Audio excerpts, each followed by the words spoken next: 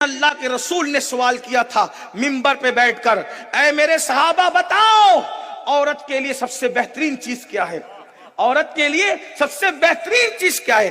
سب صحابہ چپ ہو گئے، خاموش ہو گئے کہ بہترین چیز عورت کے لیے کیا ہے؟ مولا علی اٹھے اس محفل سے اور اٹھ کر گھر میں گئے اور گھر میں جا کر کے پوچھا، فاطمہ بتاؤ عورت کے لیے سب سے بہترین چیز کیا ہے؟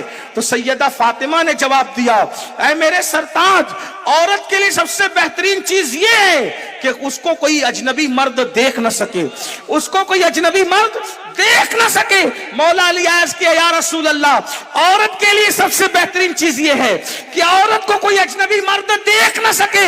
حضور نے پوچھا، یہ جواب کس نے دیا؟ تو مولا علی نے کہا، آپ کی شہزادی کے علاوہ کس نے دیا؟ تو فرمایا، فاطمہ تو بدۃ منی، وہ تو میرے جگر کا ٹکڑا ہے۔